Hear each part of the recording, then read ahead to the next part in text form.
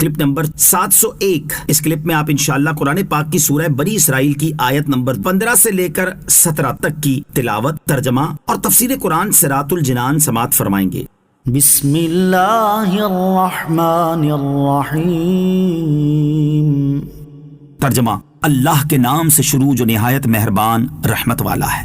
من اہتدی فإنما یہتدی لنفسہ ومن ضل فإنما يضل عليها ولا تزر وازرة وزر أخرى وما كنا معذبين حتى نبعث رسولا۔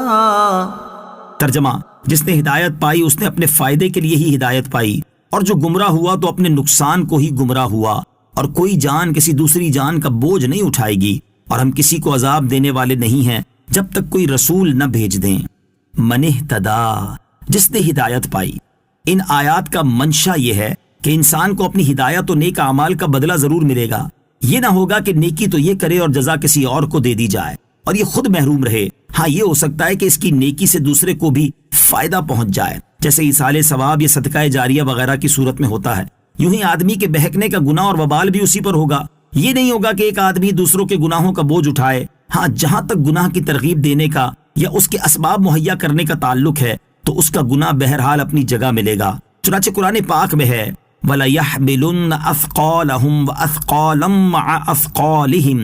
ترجمہ، اور بے شک ضرور اپنے بوجھ اٹھائیں گے اور اپنے بوجھوں کے ساتھ اور بوجھ اٹھائیں گے۔ اور فرماتا ہے وَمِنْ أَوْزَارِ الَّذِينَ يُضِلُّونَهُمْ بِغَيْرِ عِلْمٍ۔ ترجمہ، اور کچھ ان لوگوں کے گناہوں کے بوجھ اٹھائیں جنہیں اپنی جہالت سے گمراہ کر رہے ہیں۔ بہرحال آیات کا آپس میں تعارض نہیں۔ وَمَا كُنَّ مُعَذِّبِينَ حَتَّى نَبْعَثَ رَسُولًا، اور ہم کسی کو عذاب دینے والے نہیں ہیں جب تک کوئی رسول نہ بھیج دیں۔ ارشاد فرمائے کہ ہم جس کو بھی سزا دیتے ہیں اس کی ہدایت کے اسباب مہیا ہونے کے بعد، اور پھر اس آدمی کے جان بوجھ کر حق سے انکار کرنے کے بعد ہی سزا دیتے ہیں۔ چنانچہ پہلے ہم رسول بھیجتے ہیں جو امت کو اس کے فرائض سے آگاہ فرماتا ہے اور راہ حق ان پر واضح کرتا ہے اور حجت قائم فرماتا ہے۔ پھر جب لوگ رسول کی نافرمانی کرتے ہیں تو ہم انہیں عذاب دیتے ہیں۔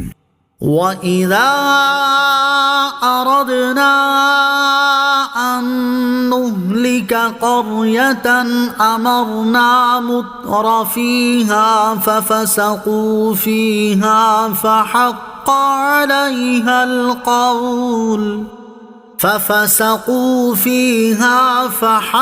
عَلَيْهَا الْقَوْلُ فَدَمَّرْنَاهَا تَدْمِيرًا۔ ترجمہ، اور جب ہم کسی بستی کو ہلاک کرنا چاہتے ہیں تو ہم اس کے خوشحال لوگوں کو احکام بھیجتے ہیں، پھر وہ اس بستی میں نافرمانی کرتے ہیں تو اس بستی پر بات پوری ہو جاتی ہے تو ہم اسے تباہ و برباد کر دیتے ہیں۔ وَإِذَا أَرَدْنَا، اور جب ہم ارادہ کرتے ہیں۔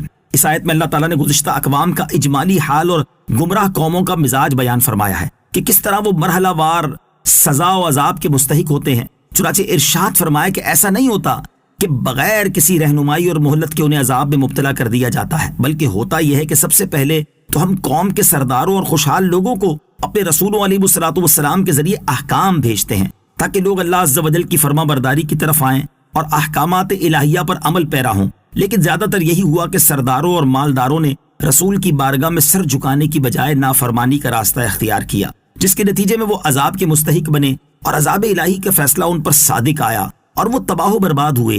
قوم کے سرداروں کو انتہائی احتیاط کی ضرورت ہے۔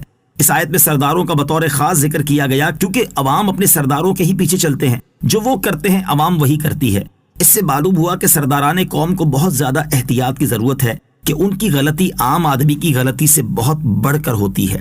وَكَمْ أَهْلَكْنَا مِنَ الْقُرُونِ مِن بَعْدِ نُوحٍ وَكَفَى بِرَبِّكَ بِذُنُوبِ عِبَادِهِ خَبِيرًا بَصِيرًا۔